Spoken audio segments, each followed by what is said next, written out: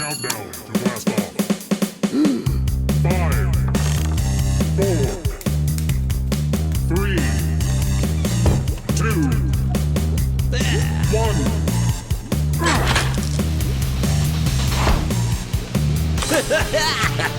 Welcome to Lord Blood-Rah's Wrackin Theater.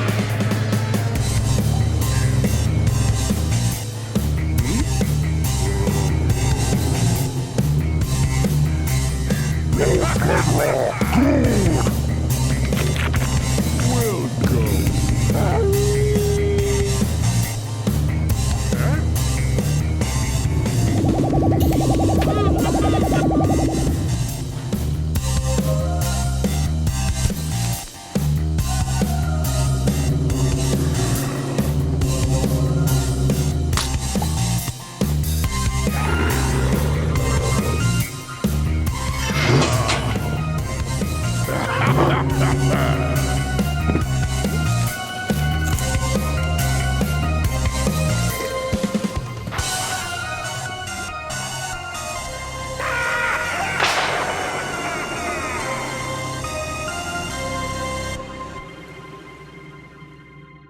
My lords and ladies, geeks, geekarellas, geekulas, and geekeritas, I am Lord Blood-Rah, and this is Lord Blood-Rah's Nerve-Wrackin Theater.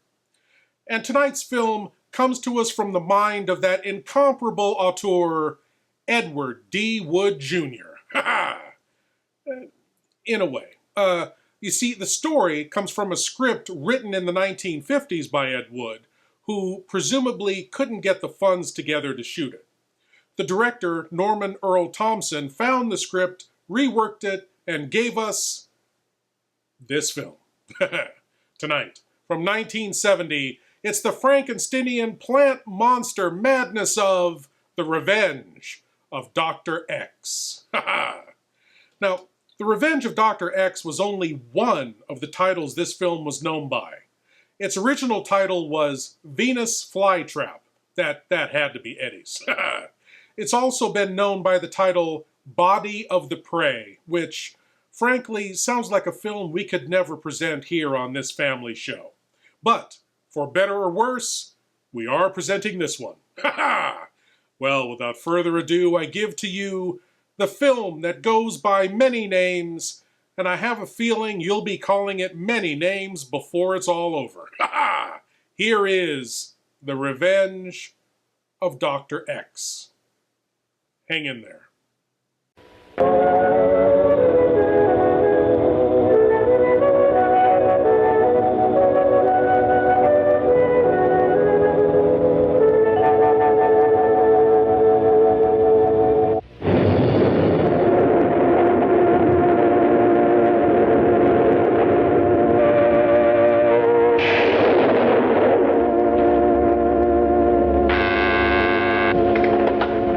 Brean here.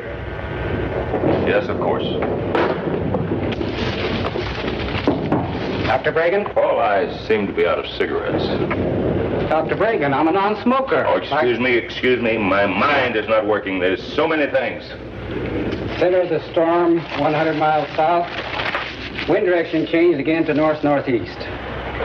Wind velocity here, 8 miles per hour. Lift off to countdown now at 3 hours, 16 minutes, and 4 seconds.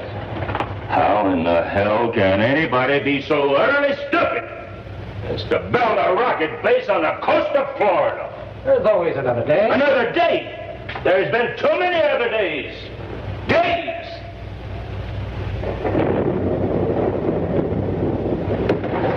It's all right, Paul. I'll be all right. Just a minute. Just give me a minute, please. Oh. I won't say it. You don't have to. I know what you think.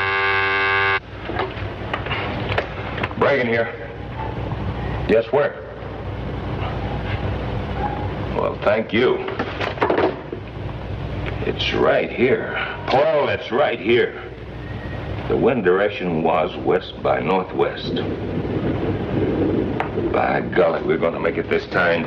That baby is going to fly. You lost me, Doctor. Has there been a change? Oh, I'm sorry. Yes, this phone call. There was a storm moving in on us, but it seems to be veering off in this direction, see?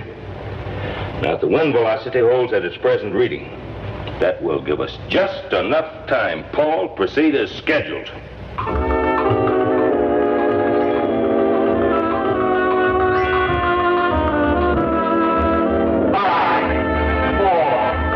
3, 2, 1, 0.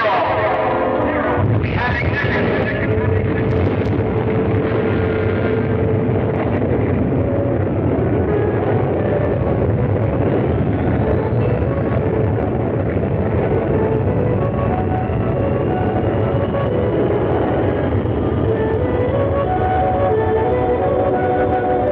You've done it, Doctor. You've done it.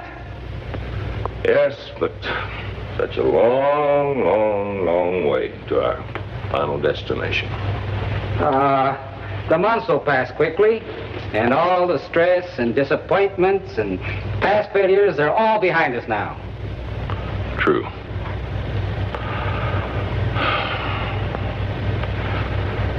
True.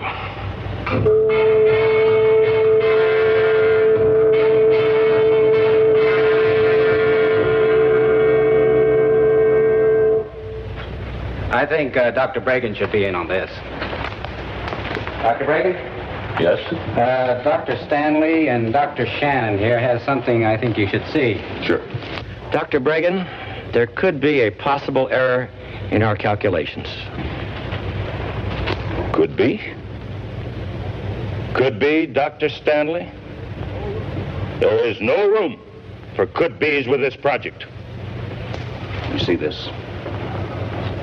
A mathematical error the width of this small coin in space could represent the distance between New York and Tokyo.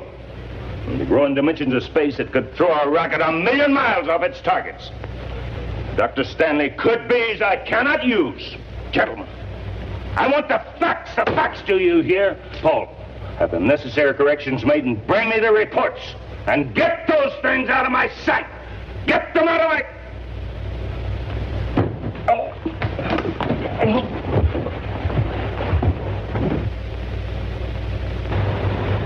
Here you go. Thanks. Just what I need. You need more than a drink. Doctor, you think my mind is failing? No failing, no, Doctor. Your present work proves that. But then I think you are overworked. A doctor? It certainly wouldn't hurt to have one look you over. Work. I thrive on it, and you know it. Dr. Brean, my old friend, you've been at this 365 days a year for 5 years. You're tired. We need men like you with your intelligence.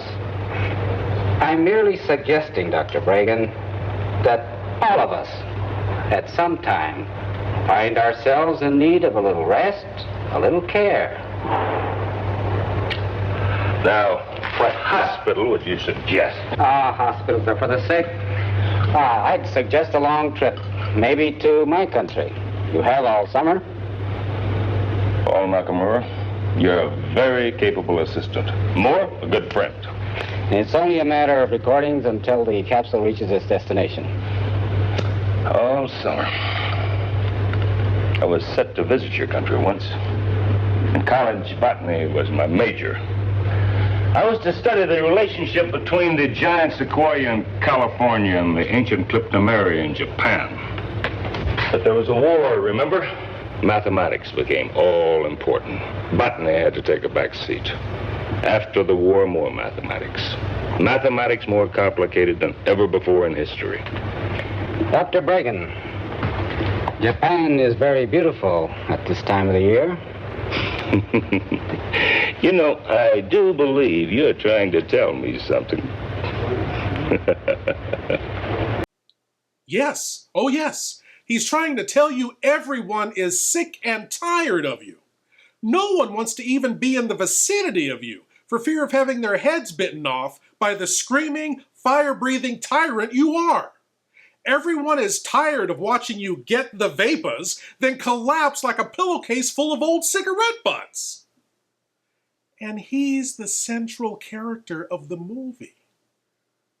Strap in, geeks. We're all in this together.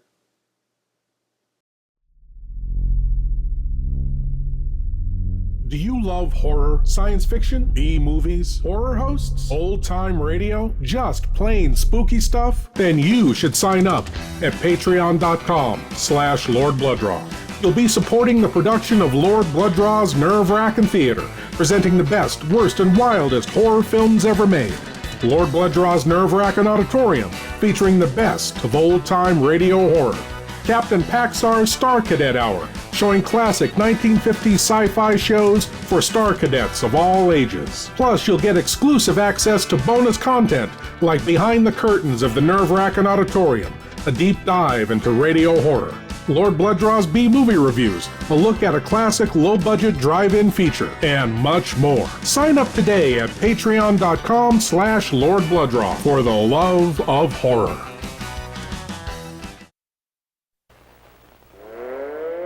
Instructions are to prepare for an attack by an unknown enemy. That's what he meant.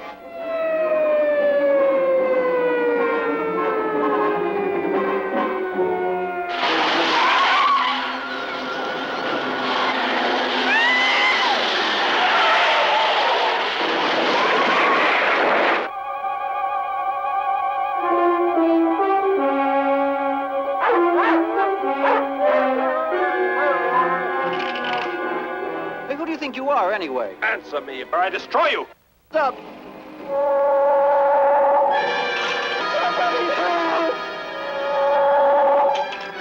There's something behind this, something we don't understand.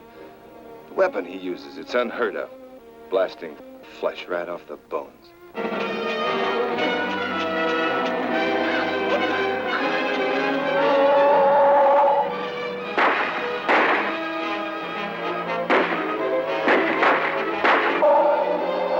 Master control to fleet, set flight pattern to -.08. Increase speed. They're coming right at us! Get down inside the cave!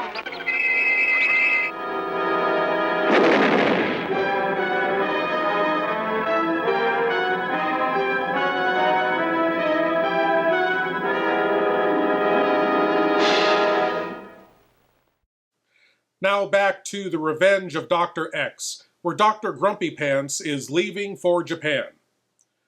Our sincere apologies to the people of Japan.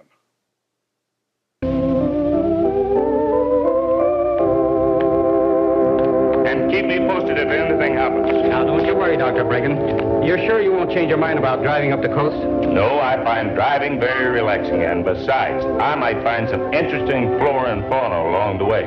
Well, just remember that your flight leaves at 0900 on Monday. I'll be there on time. And my cousin will meet you at the Tokyo airport. Yes, Paul. And everything's in the trunk. Yes, Paul.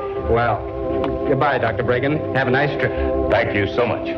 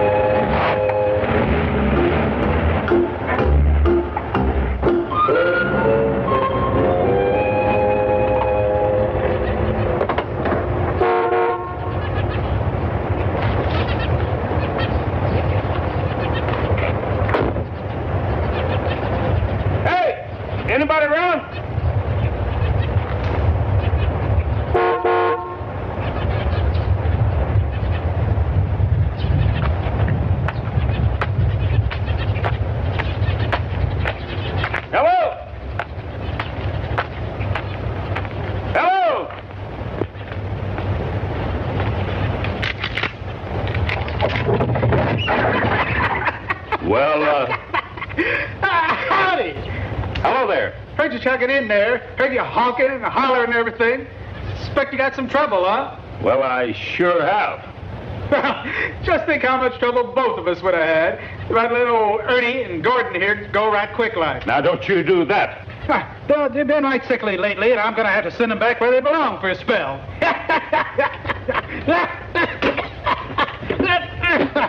There'll hold them. Are they poisonous? Yep, millions of them around these parts. Now, what's your trouble, mister? I don't know. I seem to have plenty of gas. Well, sir, why don't you take a look at your car? Why don't you take a look at my snakes? No charge. Even got one of the little coral snakes in there. Well, I'm telling you, snakes have never been of any interest to me. All snakes is of interest to everybody, even if they're scared of them. So go on in.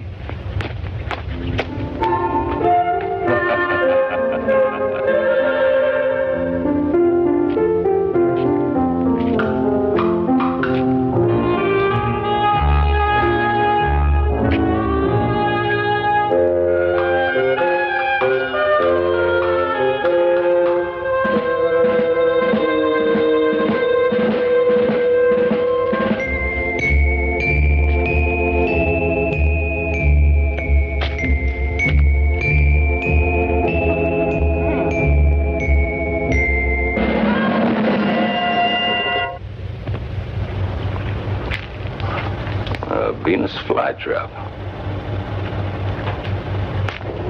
Hey, where'd you get your gas last? At the base at Cape Kennedy. Why? That figures I don't see how they ever got a racket off the ground. Your fuel line's all clogged up. Well, can you fix it? Of course I can. Take you long? Might take a spell. Make yourself at home with my snakes. No charge as long as I'm working on the car. And I even got one of the little coral snakes over here. That plant. Is it for sale? Cute little bugger, ain't she? Well, is it for sale? Now, what would a fella like you be wanting with a little old bug catcher like her? Nope. She ain't for sale. Too small. But there's plenty more out in the swamp there where she came from. Help yourself. Hey, shovel out at the back gate there. You're welcome to it. But don't forget, sun's out now, and it brings out them snakes. Don't forget old Ernie and Gordon. They got lots of relatives out there. I won't forget. Thank you.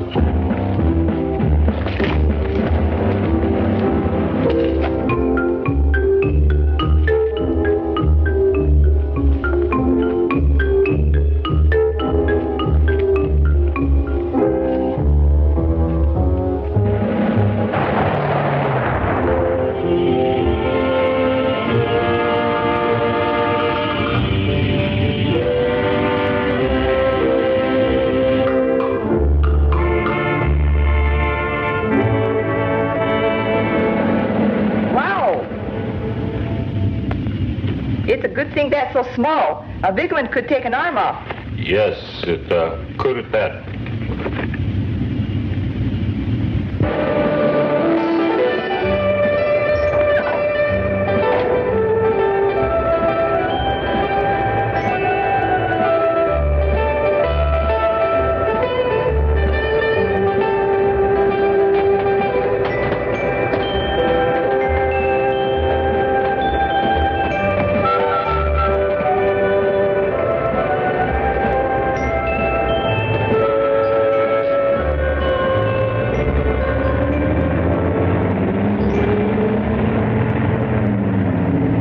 Dr. Brean.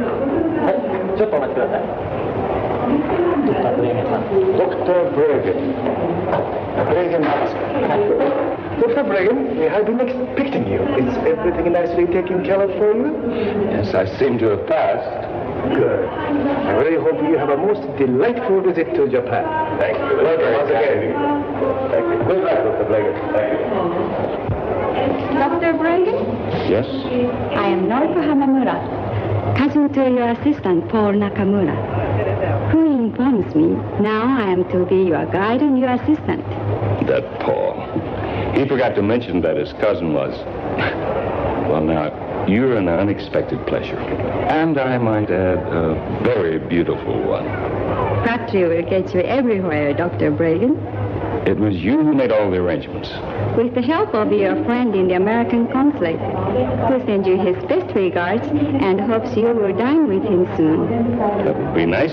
I must call Norman and thank him. I have arranged for your hotel, and your luggage will be taken care of.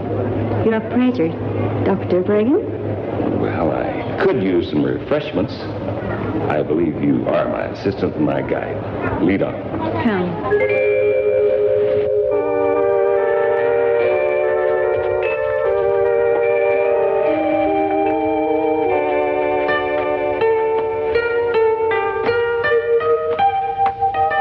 Flippers.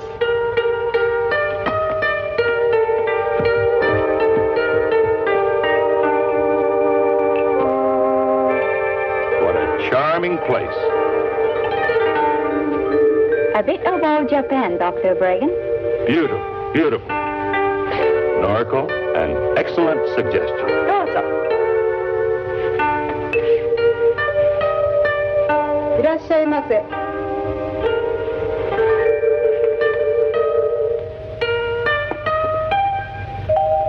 I order sake. Wood.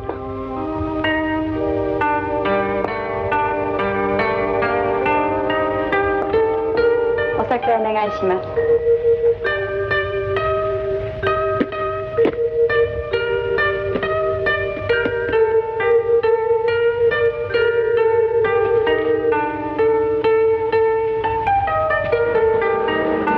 Something special? Very. I'm not to ask. For the time being, no. A time and a place? Yes, a time and a place. Paul thought you might like to continue your botany research, so I took the liberty of asking my professor at the university, and he said he would be most happy to have you use his laboratories and greenhouse. That was most kind of him and of you. But for the time being, I'd prefer something more remote. Perhaps I've been around too many people lately. I'd like to know if I want seclusion, I could have it. Has my cousin Paul told you my family owns a number of resort hotels? No, he never mentioned it. I know the perfect place. It has a greenhouse and plenty of seclusion. That's where I became interested in botany. Sounds great. Where is it? High in the mountains near Karuizawa. It has been abundant for years. I'm sure my father would certainly want you to use it. One thing, the laws are very bad. Yeah, and that's not the only thing that's bad. My lords and ladies, at this point, I'm sure we're all thinking two things. One, instead of The Revenge of Dr. X, this movie should have been called Dr. Grumpy Pants' Japanese Vacation. And two, we'd all much rather follow this guy for the rest of the movie. Well, Howdy! Right? Old Time Radio Horror. Experience the subtle magic of old-time radio horror every week with Lord Blood-Rah's nerve-wracking auditorium, chilling audio nightmares from radio classics like Lights Out, The Witch's Tale, Dark Fantasy, and many more. Available on YouTube and most podcast providers. Lord Blood-Rah's nerve-wracking auditorium. Please leave your eyes at the door. You will not need them.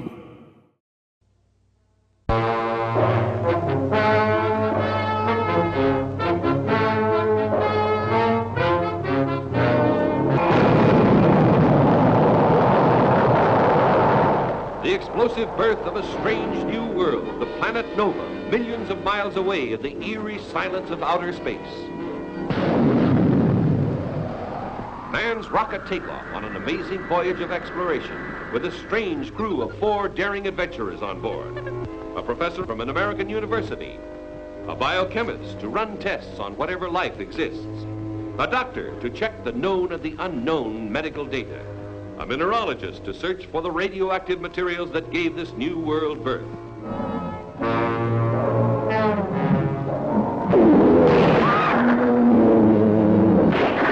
See their terrifying battle with savage beasts never known on Earth. The wild fear when mankind is brought face to face with giant mastodons from eons long past. A prehistoric world comes to life again today, millions of miles away in space. The horror of huge maddened monsters raging for the kill. The battle of the Titans. Hand me that Barry pistol. Are you thinking of Ralph and Pat? I hate to bring them into this. It's our only way out of here.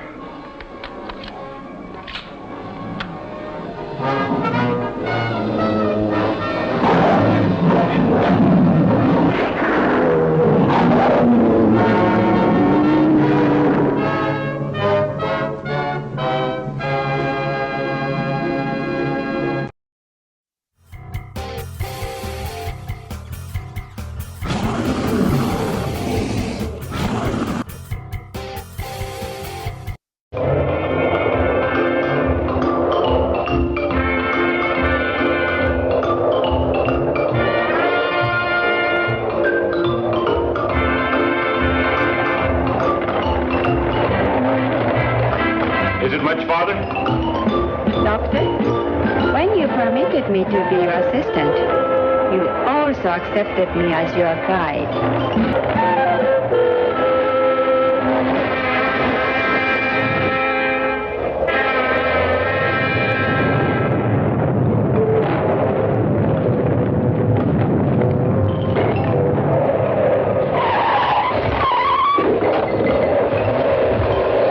I'm glad you're driving, Dr. Brean.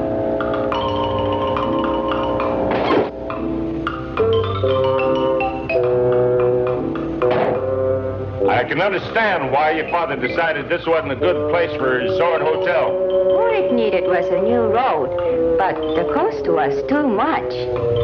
I haven't been up here for years. I don't know what to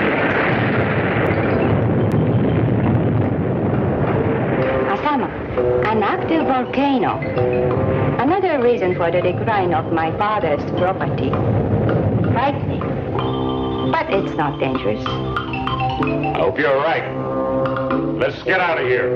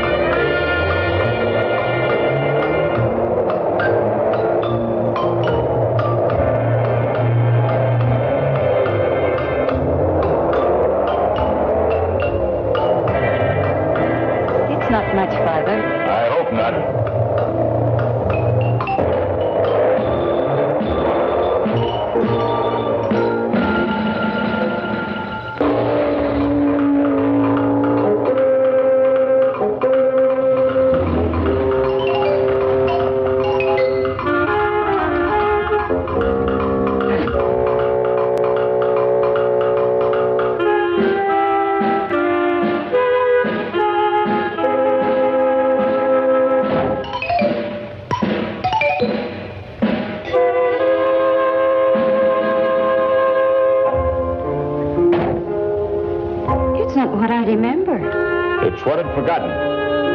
I don't understand, Doctor. Just leave it that way. It's what I'd nearly forgotten.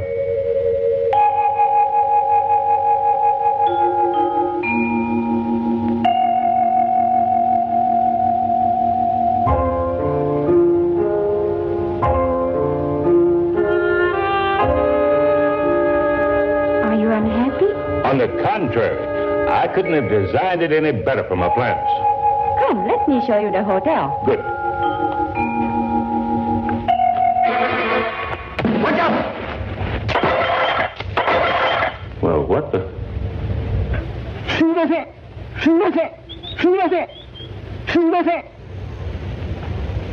a caretaker for my father, and we startled him.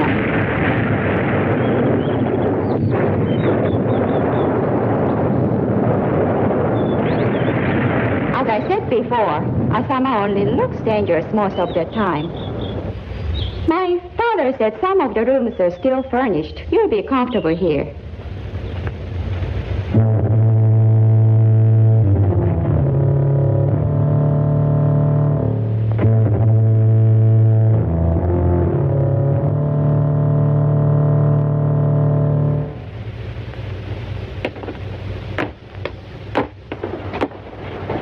Our dining room. He certainly is an odd character. Can I get you a cup of coffee? No, thanks. I can get rid of him if you like. Oh, no, that won't be necessary. He can't help his appearance, and he probably couldn't hold a job anyplace else. My father said he's a good worker. I'm sure he's quite capable. It's a lonely life up here. I suppose that's why he took the job. No one to stare at him. Some people can be very unkind. I understand. Well, it's been a long day. If you'll excuse me, I think I'll go to my room. Good night. Oh, yes. Thank you again, and good night. Good night, Doctor.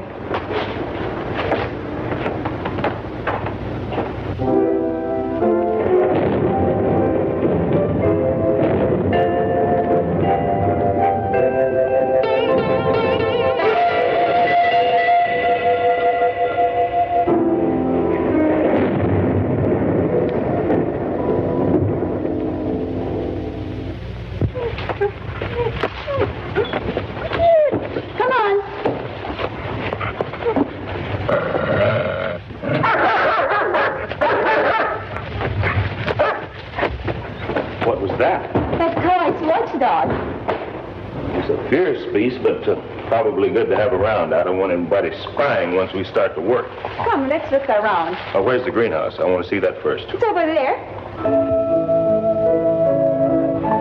Wow. Excellent, excellent. It's in rather good shape. Old Kawai is somewhat of a gardener and has been taking care of it. Good, let's have a look.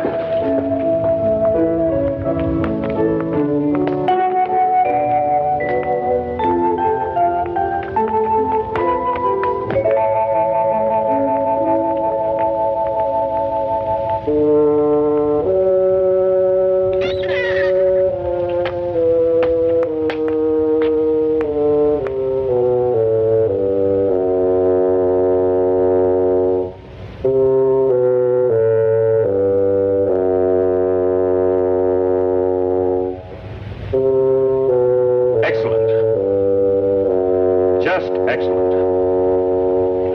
いい子だな。お前はでっかい父親の子なんだぞ。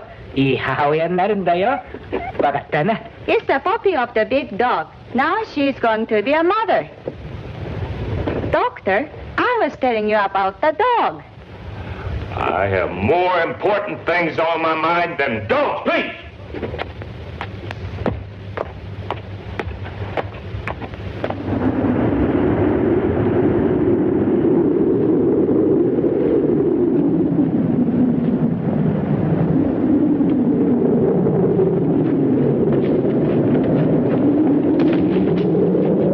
That's it. Now, this will give me the electric current I need.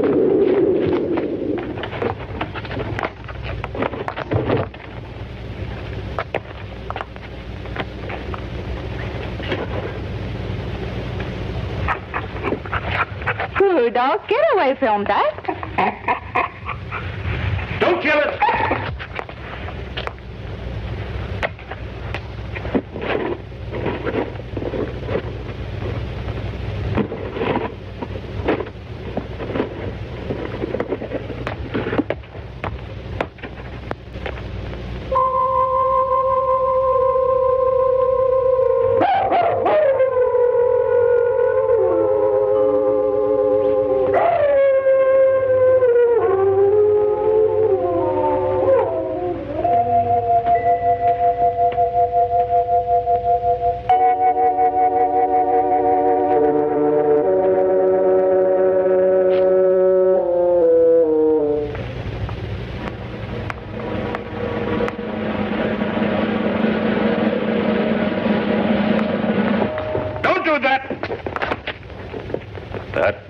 This is not to be disturbed. Do you hear? If I can't have what I want here, then I'll have to find a place somewhere else. No one. Do you understand? No one is to disturb this box.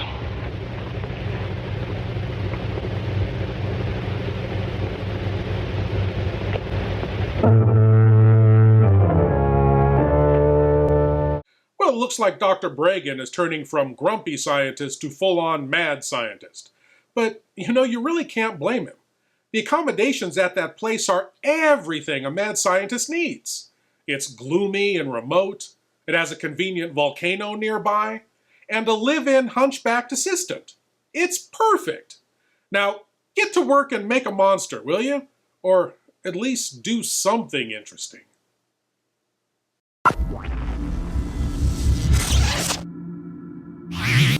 Attention, Star Cadets! This is Captain Paxar of the Interdimensional Peace Force speaking. All Star Cadets are ordered to report every Saturday morning at 9 a.m. Earth Pacific Standard Time to these internet coordinates, where you will be sent on a daring mission through time, space, and alternate dimensions, alongside such classic retro sci-fi heroes as Flash Gordon, Captain Zero, Tom Corbett's Space Cadet, Space Angel, and many others. Again, report to these internet coordinates every Saturday morning at 9 a.m. Earth Pacific Standard Time for Captain Paxar's Star Cadet Hour. And always remember, Star Cadets, keep the peace.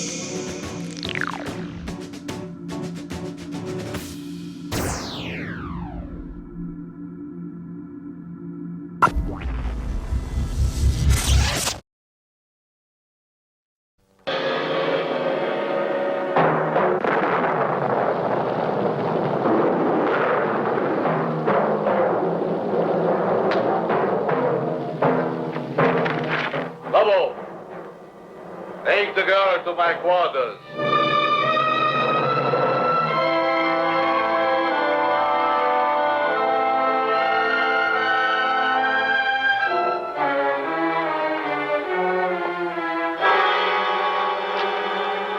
Janet's car? Yeah.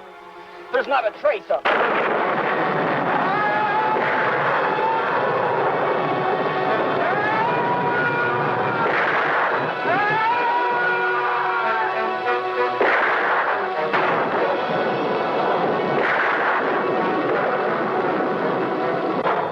Let me loose. Do you hear me?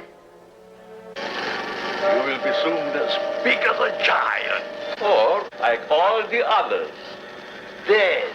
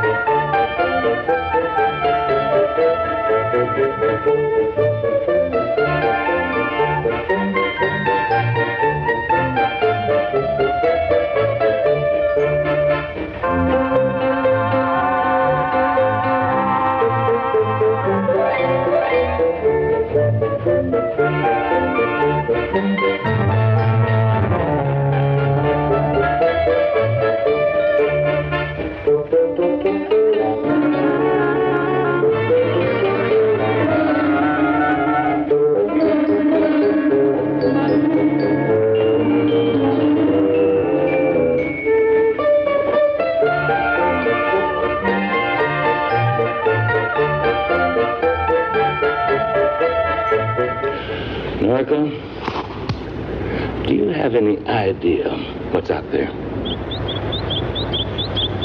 Do any of us? Stars, planets, other galaxies, perhaps life as we know it. Perhaps soon we'll know. My life has been out there, and it still seems to be. It's my probe, my project, that speeds on its way to another planet, to search its depth, its soil, its life, perhaps. Its mysteries, when there's so many mysteries right here on our own planet we haven't even solved. We haven't even scraped the upper regions of the ocean, let alone its farthest depths. Now, we feel that life came first from the ocean. But do we know it as fact? If it is fact, then all animal life, also human beings, are derived from plant life. I've never thought of it that way before. Well, think of it, girl. Think of it. Think of the possibilities out there and here at the same time. May I help, please? Can you keep an open mind? Can you ask me that after the last few days? It will be dark before we get home, and it's beginning to look like rain.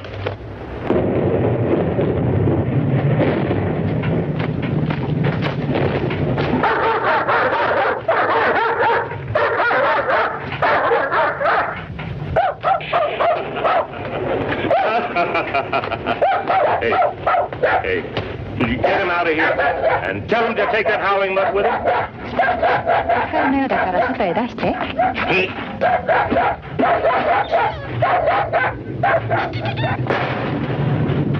Come closer.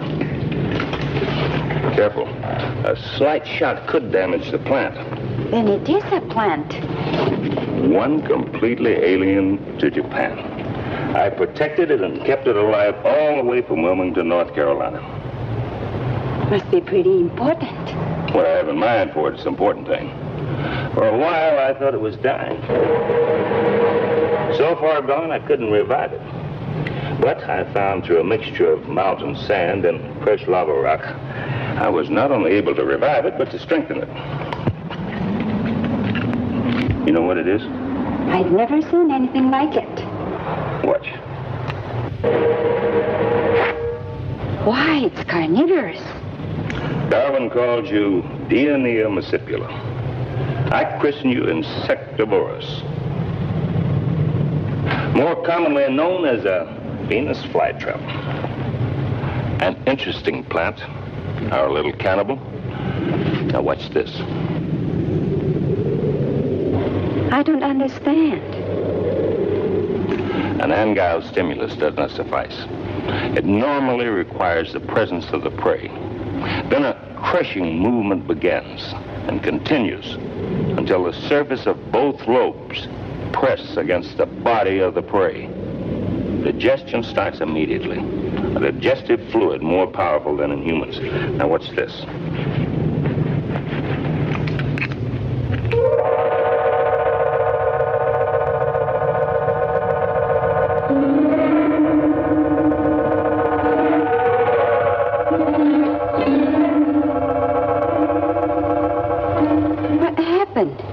That plant can reason. The ant was too small to be of any food value. It wasn't worth the plant's time or digestion to bother with it. It simply allows the thing it rejects to escape. It's little wonder that Charles Darwin became interested.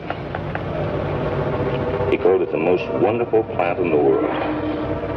Perhaps he had another theory about the origin of life. This plant can think and reason.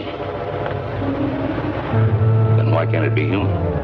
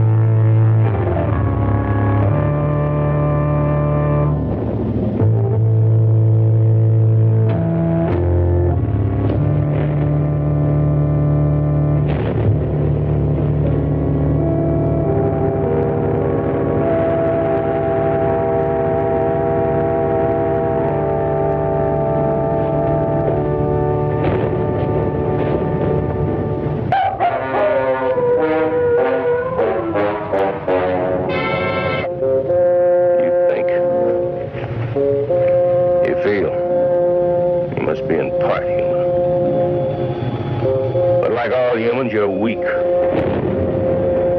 I'll find a way. Mark my word, I'll find a way. You will become the most powerful thing on this universe. Your mother was a soil.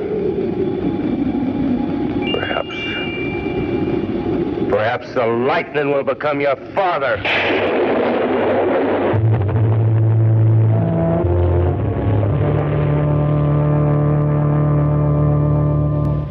The equipment we discussed can't be all by truck.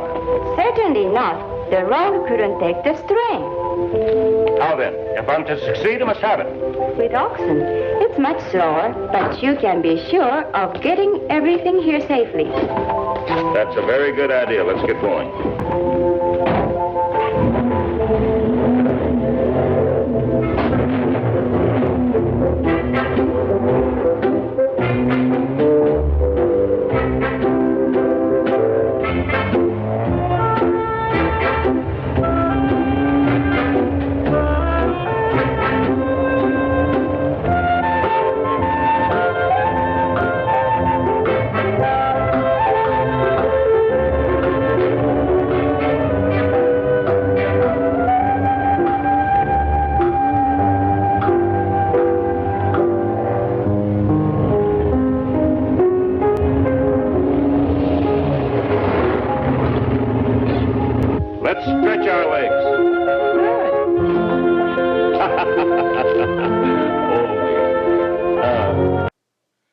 You know, I don't think Dr. Grumpy Pants can drive a stick shift.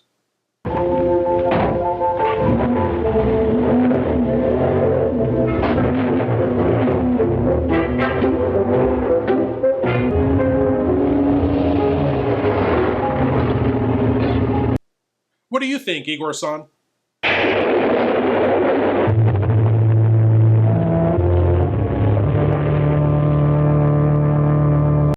Yeah, that's what I thought.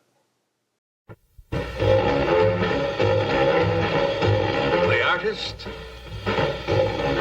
the poet, the figure model who loves to show it.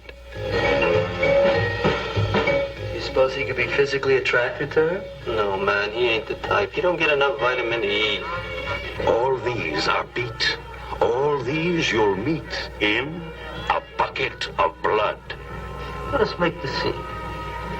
Crazy. Come, enjoy yourself. Where the hilarious enjoy the horrifying. In a bucket of blood. No, you're gonna shoot me! Don't shoot! Come to the land of living dreams, where realists dream of the unreal. Walter, you've done something to me. Something deep down inside of my prana. Oh, Walter, I want to be with you. You're creative. Beatniks at their bawdiest. The creative urge at its most primitive. I'm deeply moved, and I shall compose a poem. Love is art. Art is love. It's the weirdest and the wildest. I don't want to make statues anymore. I want to get married. To you.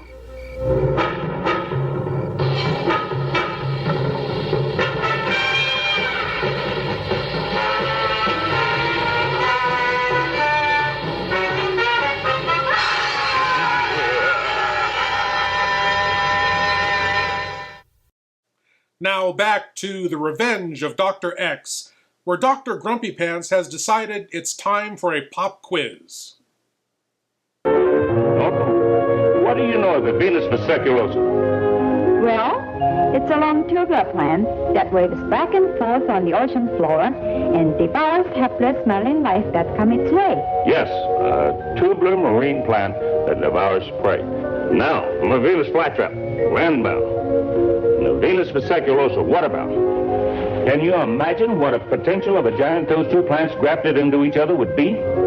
Then you know of the Venus vesiculosa? I'll know more when I get to Tokyo. How long will we be there? As long as it takes me to order the equipment. Ready?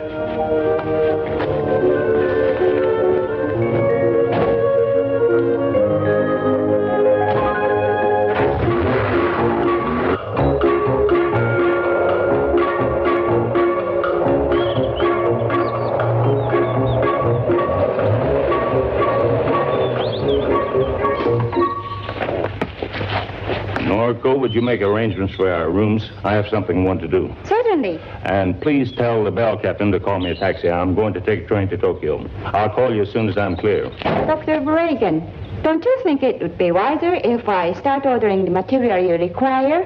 Our time is short. Good. I'll meet you here for dinner about 7. Uh-huh. Good.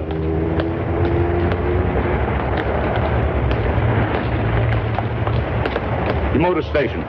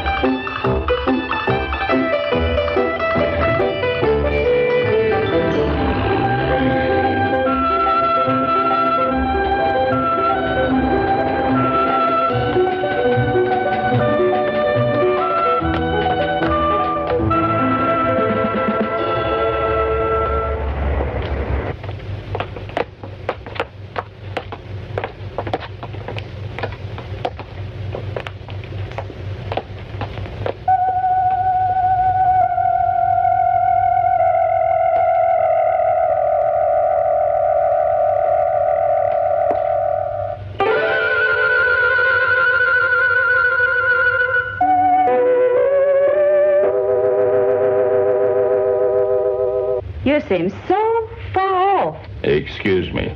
I am off the coast of Chiba, where the Venus Perseculosa might be found. Are we going there? Well, just as soon as equipment I ordered is on its way. You need diving equipment. Well, an aqualung. I'm a pretty good swimmer, ever since I was a boy. And you? I am also a very good swimmer. I don't need an aqualung. I dive without one. Domo arigato. But you can't stay down very long that way. You would be surprised. I guess not. You've already proved yourself a very remarkable person. Thank you, Doctor. My father has a hotel on the Chiba coast. Now, your father is also a very remarkable man. But he's too busy making money.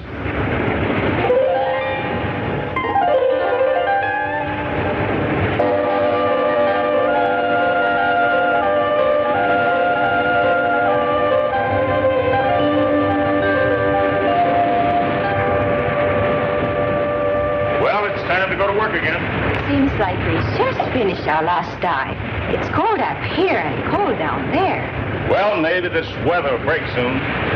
Suzuki and I are going up the beach about tomorrow. We'll fan out as long as time permits. And young lady, you'd better stay close to shore. And don't try going down too deep or staying too long. You understand? I just as soon not lose such a lovely assistant. The nice things you say at times, Doctor. Let's go.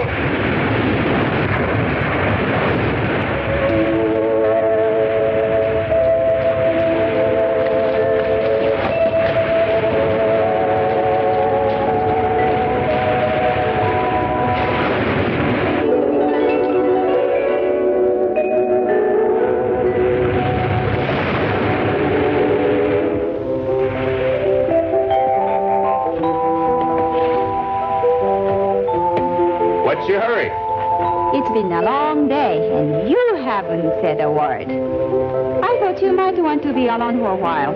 I have had solitude up to my ears. Oh, I remember once saying to you, I didn't want to be around people. I'd been crowded too much, but now. Don't give up, Dr. Bregan. You're not fooling me. You know what you are? You are just plain old-fashioned tired. It's not people, it's not the solitude. When I was out there this afternoon, I lost control of myself. I felt absolutely alone. I tried to tear up the whole ocean bottom with my bare hands. That wasn't loneliness you felt. It was aggravation, frustration, because it is taking you so long to find your Venus vesiculosa. Oracle, thank you. Thank you for being you. And how could you have been lonely down there? I was with you. Maybe when my work's finished here, there'll be time for other things. Yamas. Yamas? The famous swollen divers of Chiba. They dive deeper than any human without artificial aids. It is their profession, gathering up aronia and other mussels from the ocean bottom. They've been diving in these waters all their lives. And if the Venus vesiculosa is around here, they'll know, and where. Well, why haven't you told me about this before? Would you have listened before? I guess you're right. I had to look for myself first. Well, how do you contact these? That's the easy part. We'll contact them on the beach. You contact them. Bring them here to me. I like to talk to people on my own terms, not theirs. Now, come on. All right. Yes, the Amas, the diving girls of Chiba. They find the elusive plant the Doctor is looking for so he can finally make his monster. Unfortunately, the diving girls of Chiba dive topless, and this being a family show, I can't show them to you. The girls, I mean. But trust me, they find the plant. Don't they, Igor-san?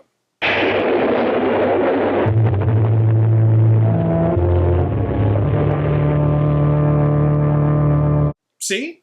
If you can't trust Igor-san, who can you trust? Larry!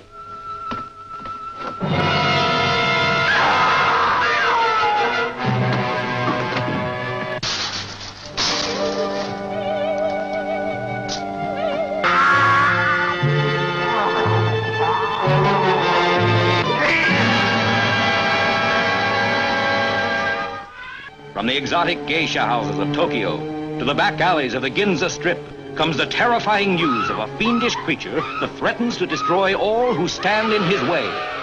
This is the frightening story of an American reporter in Tokyo who unwittingly became the victim of a shocking scientific experiment that turned him into a horrible mutant, half man, half monster, the Manster.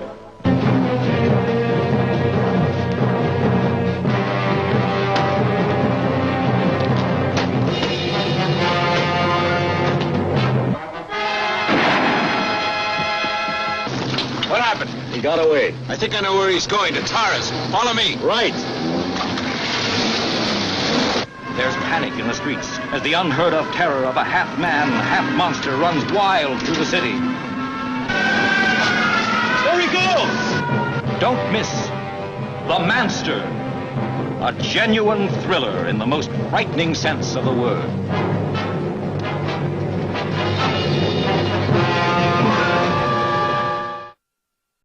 As we return to the revenge of Dr. X, the topless diving girls found the plant the Doctor was looking for.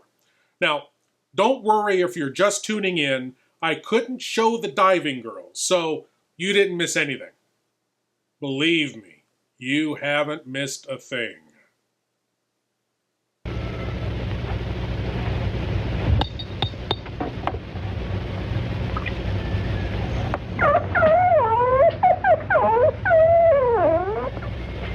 The light fluid of both plants, mixed together with the highest potency vitamins known to science. These plants have glands, just like humans. Glands that determine their growth and health. I propose first to change the entire structure of those glands with these injections. Later, when I feel it's strong enough, I'll fuse the Venus flytrap with the Venus vesiculosum. Be creating a whole new species. A plant. As human as the human element itself. But that's impossible, Doctor. Don't tell me anything is impossible. I refuse the word impossible. And you will also if you wish to continue with me. Damn. Let me fix that. It's nothing, it's only a scratch. Even the scratch can be dangerous. Now let me take care of it. A bandage would get in my way. I have no time to waste. Excuse me, please.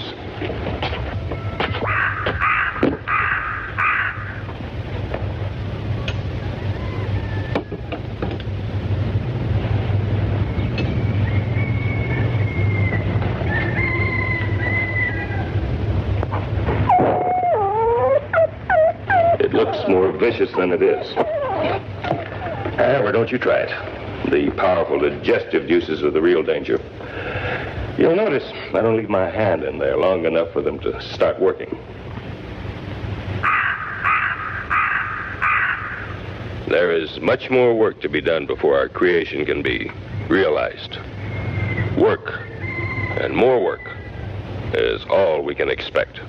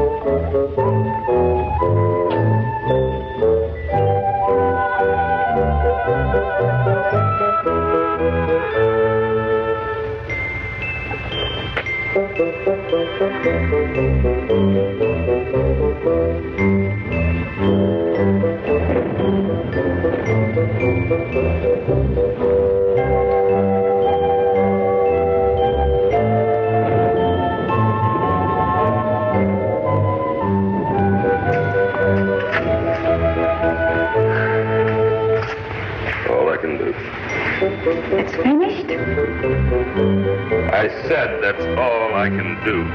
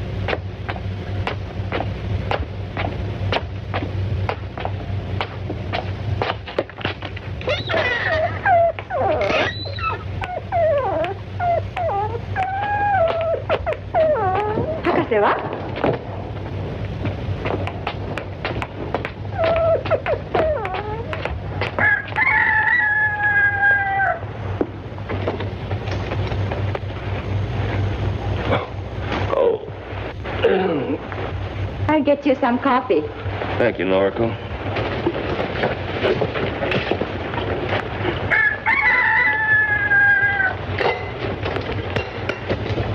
It's grown in the past 2 days since the operation.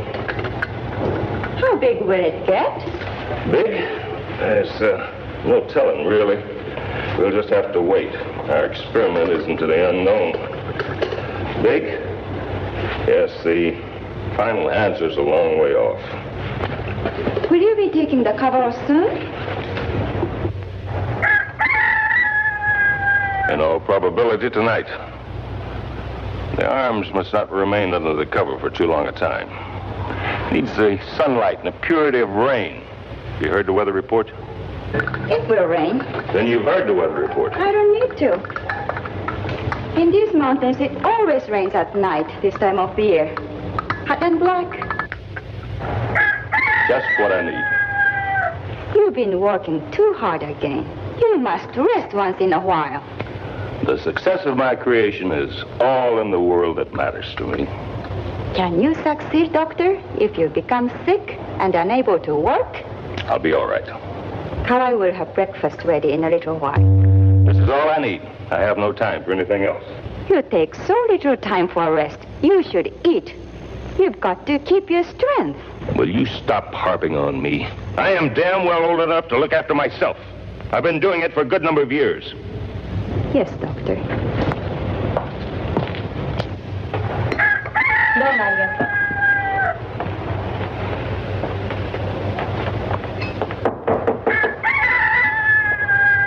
It does smell good.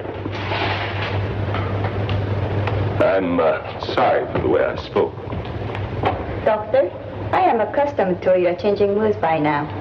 Would you permit me to join you? I'd be most honored. It was shameful the way I spoke. No matter how busy a woman is, she always finds time to eat and to rest. A man, he is different. He finds his strength in other things. I'm sorry if I sounded like a nagging fishwife. It will not happen again. No. You're not at fault.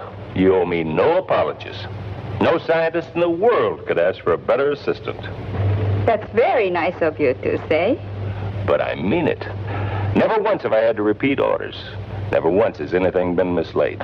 If something was needed, you were the first to know where it was to be found. And who would have known of the Amas and their role in life? Now you bring the red to my face.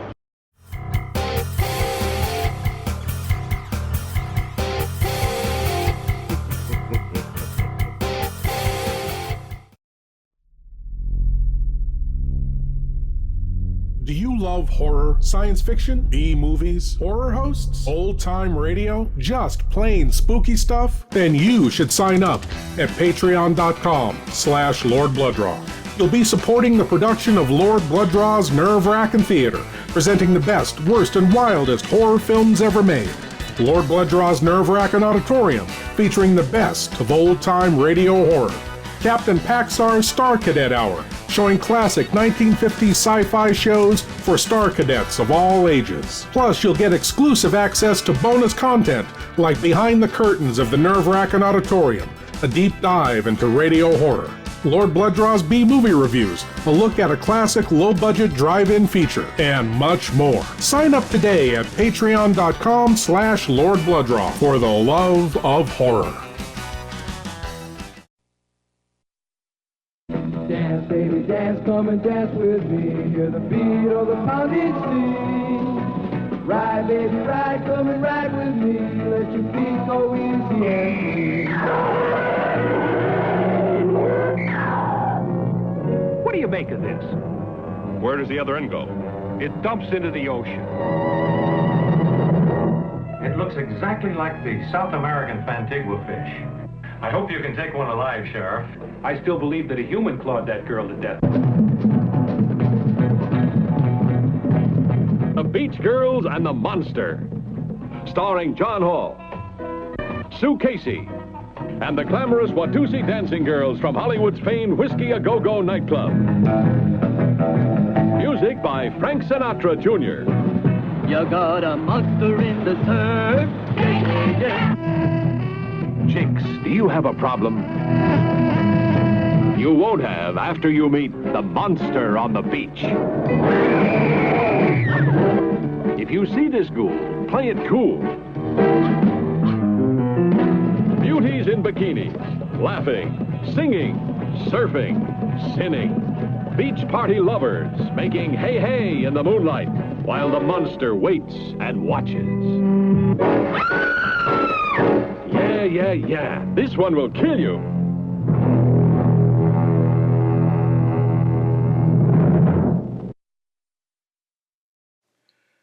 At last, my lords and ladies, the time has arrived. We will finally get a look at Dr. Bagan's monster. And judging from everything else we've seen in this film, I wouldn't get my hopes up.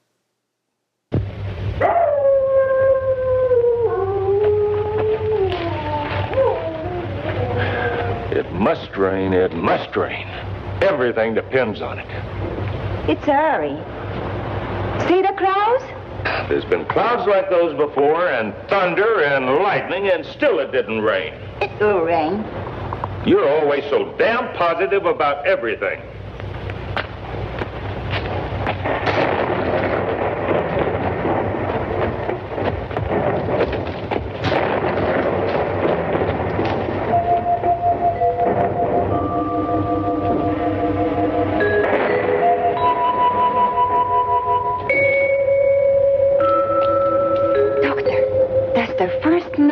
Since the operation.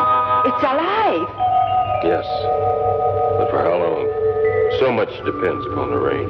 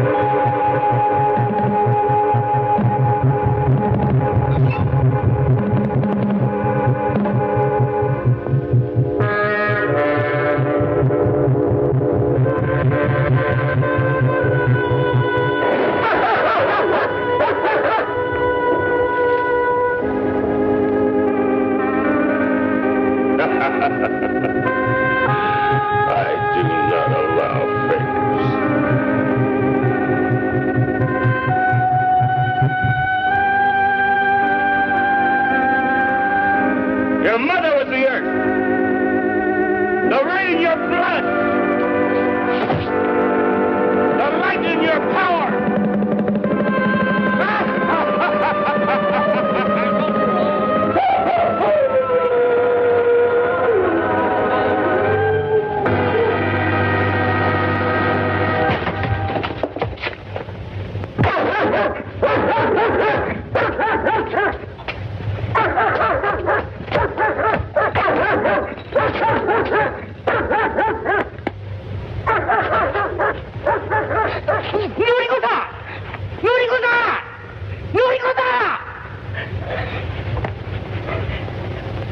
What happened to him?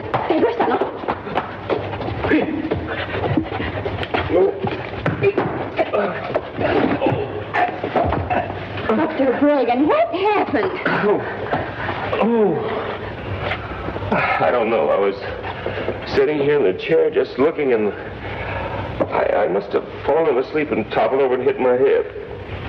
Are you all right now? Yes, thank you. Light me a cigarette, please. Yes, and some brandy for you. Brandy for bitte. Hey!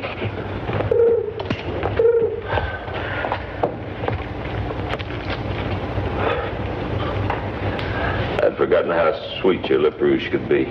Kawai will have brandy in a moment.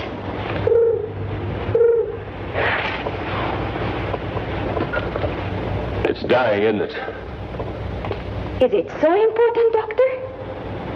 Nothing is so important as your own health. I don't see how it could be dying. There may still be some chance. I don't understand what it might be. We can always start over. I must be back at the Cape in a month. I haven't time to start over. Remember? You told me once you wouldn't allow the word impossible to be used. I still haven't used it, and I don't intend to. I'll find the answer. I'm all right now, thank you.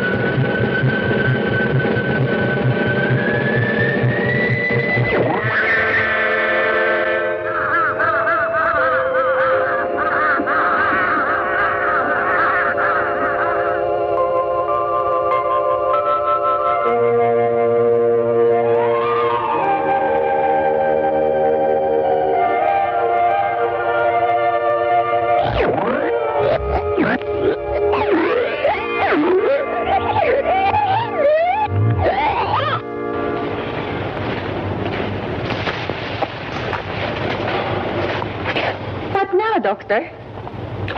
What would you have me do? Bury it and forget it. That's the best way. Sure, it's always best to bury one's mistakes, I guess. You did your best. Apparently my best hasn't been good enough. Aida! Hayat! Something about the plant. Oh, come on!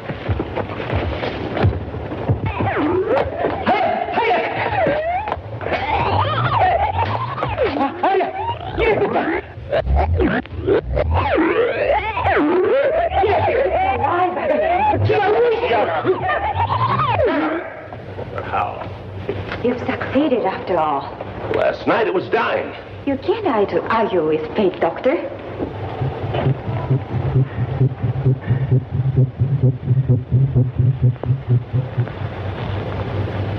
I wonder. Get out of here, both of you. Oh, wait. Have him get me some mice, rabbits, chickens, anything he can trap, and I want them now. In the meantime... No, Dr. Brean, you can't mean what you're thinking. What am I thinking? Rabbits, chicken, and mice, and puppies.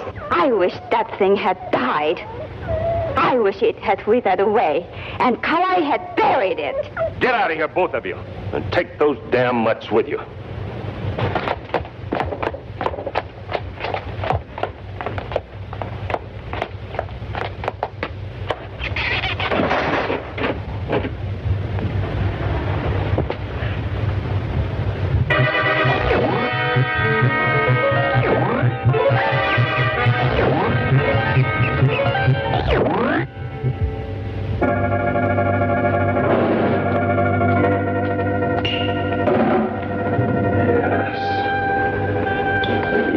Yes, all there.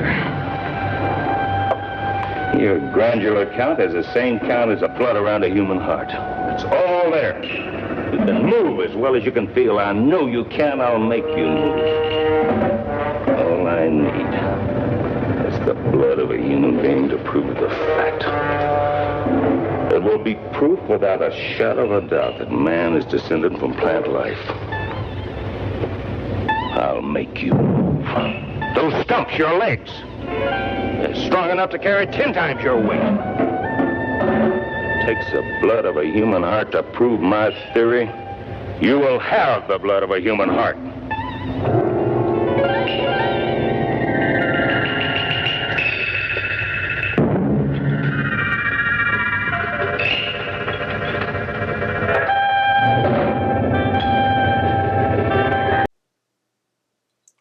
You know, I said don't get your hopes up about the monster, but actually that's not too bad. They must have spent all $25.50 of the budget on that suit.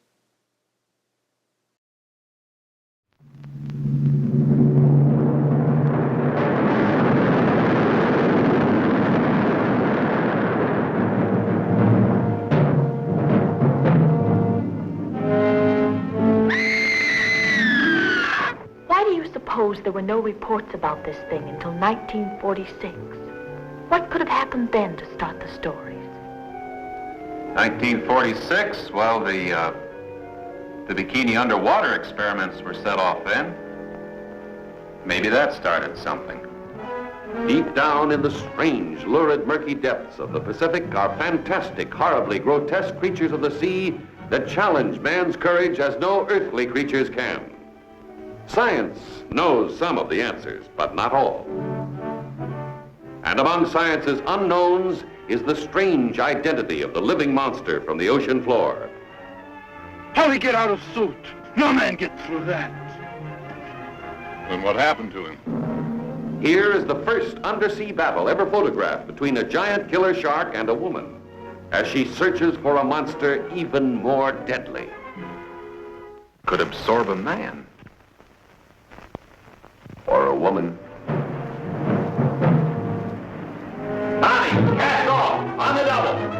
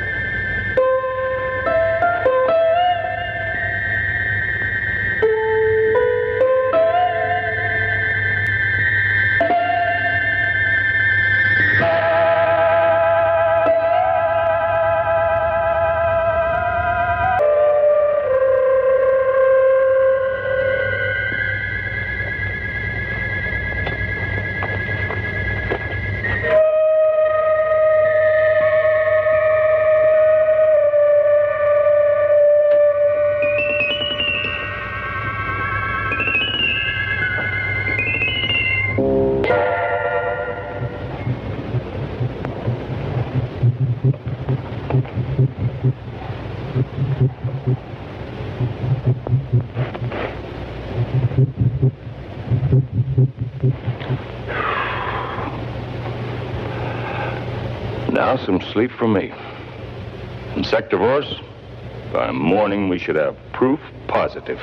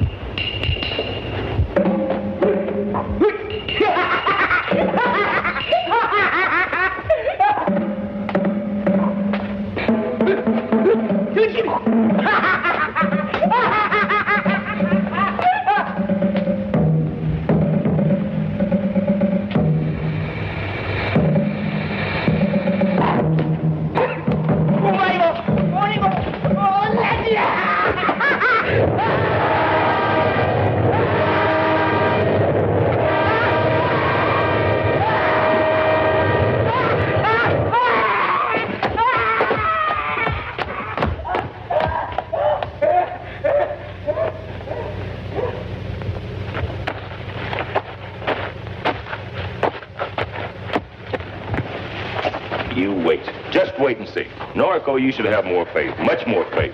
Something happened to Kawaii. What happened? That plant attacked him. It's moved. What did you do to him? No. It's moved.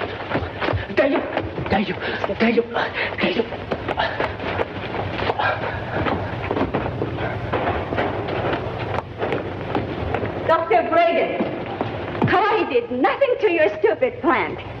It attacked him. This thing is a monster. You are no longer Dr. Brean scientist.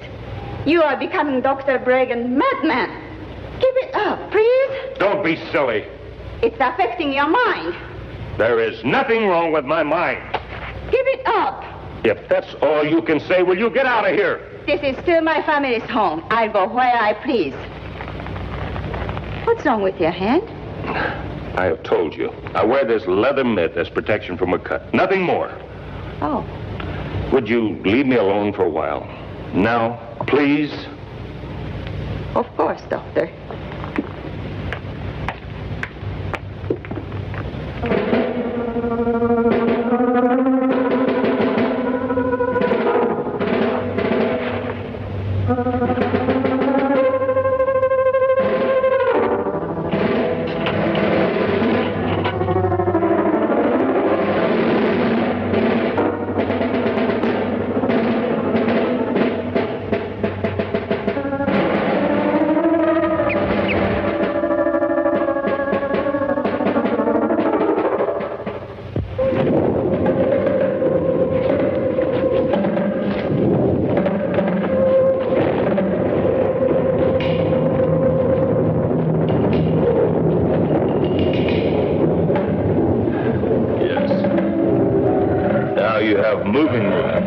Chance to spread out.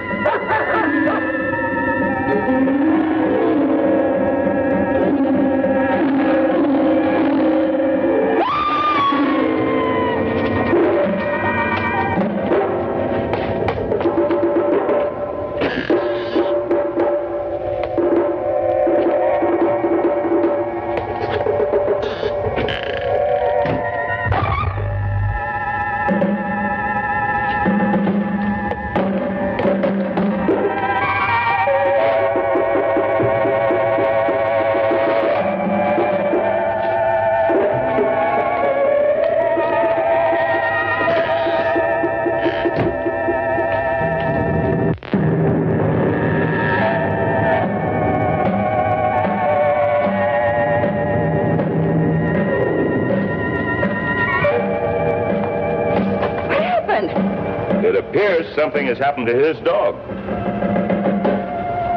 Plant! Well, that was my first thought. But the dog was tied a good 15 feet away from him. His arms couldn't have possibly reached that far. Look!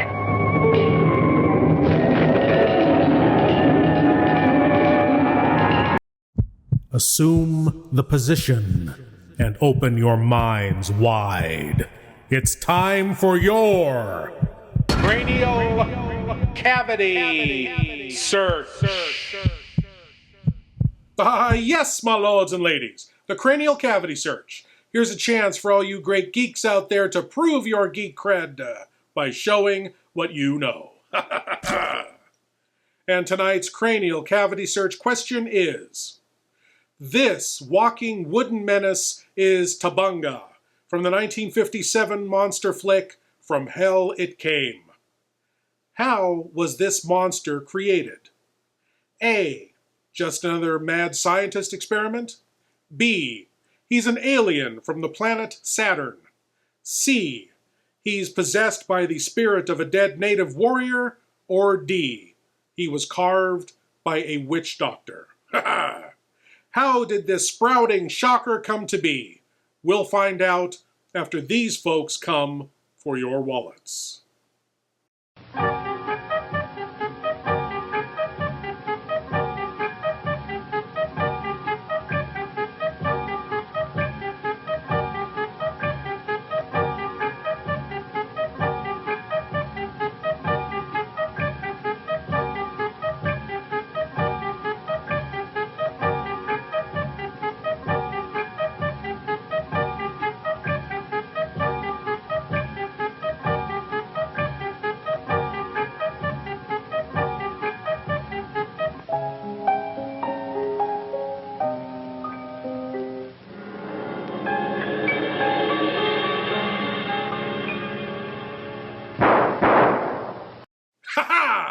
And the answer to tonight's cranial cavity search question: how did this wooden creature come to life? It was C. He's possessed by the spirit of a dead native warrior. A young warrior wrongly accused of killing his father, the chief of the tribe, is put to death. This wooden creature grows from his grave to seek revenge. From hell it came. Check it out. But now, on to the conclusion of The Revenge of Dr. X, where the movie comes to an end.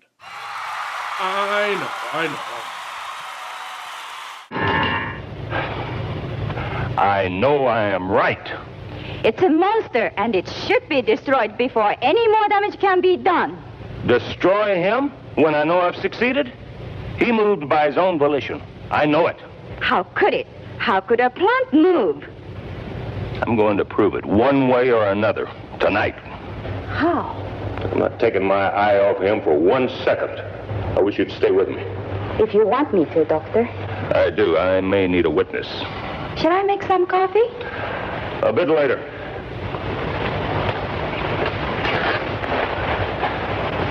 It's not moving. It will. In time.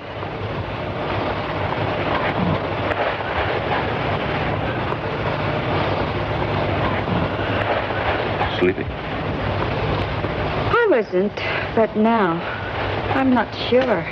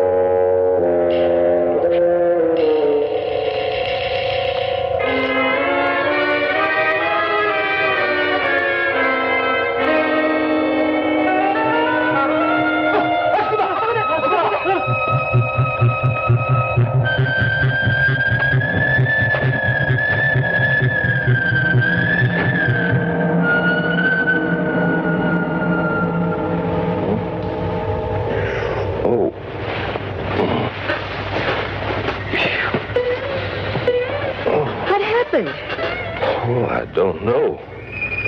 One minute we were sitting here talking, the next minute we're out cold.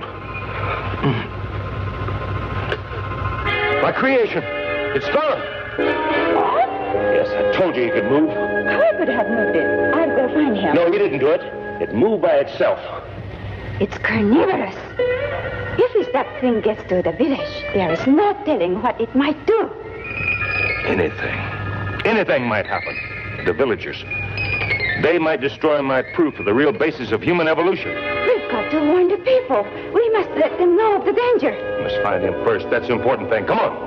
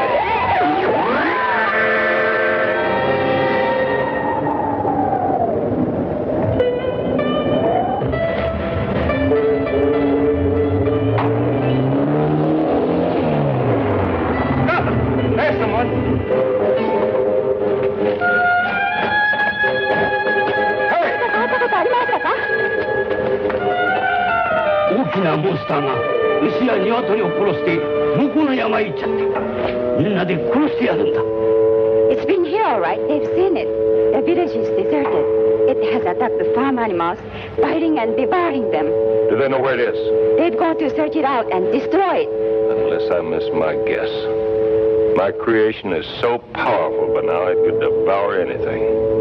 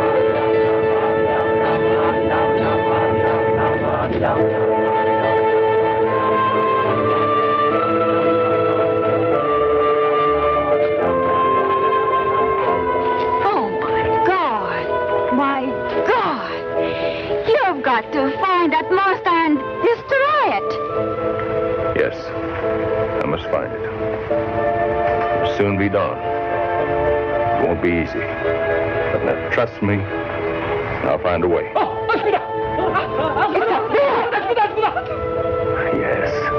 Yes. Now, you wait here. I mean, you stay here. Don't follow me. I must do this alone.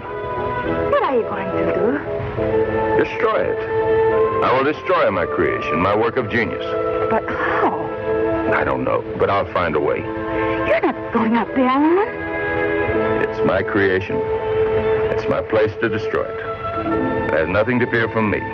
Besides, no one else could get close enough to do anything effective.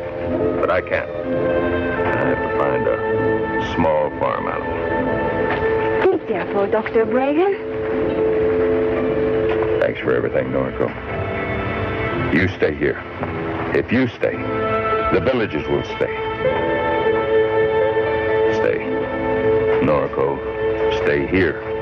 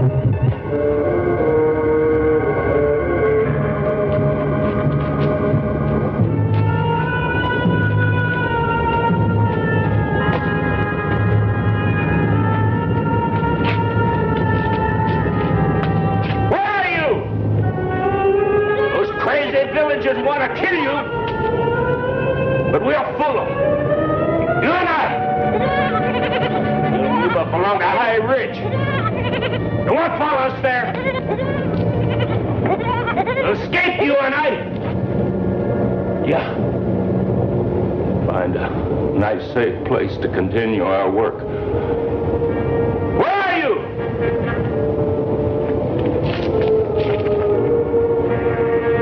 Sector boys!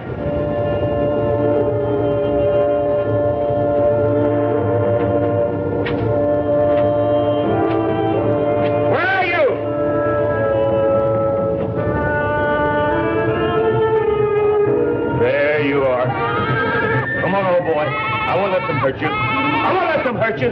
Take the goat. Take the goat.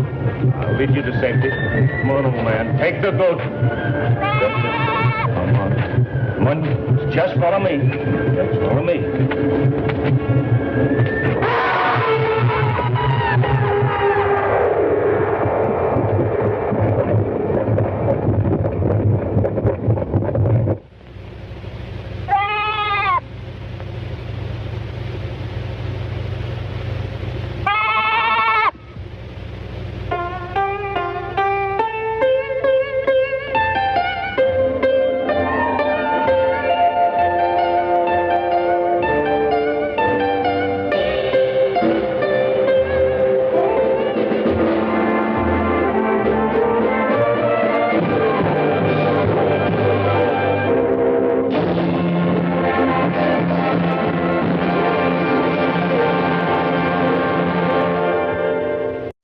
Congratulations, my lords and ladies. You've made it to the end of The Revenge of Dr. X.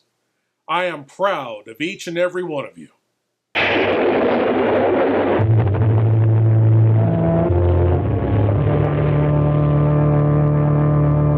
And so is Igor-san.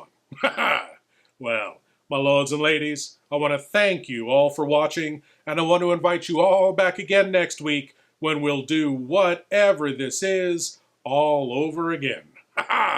As always, I am Lord Blood-Rah saying, geek out.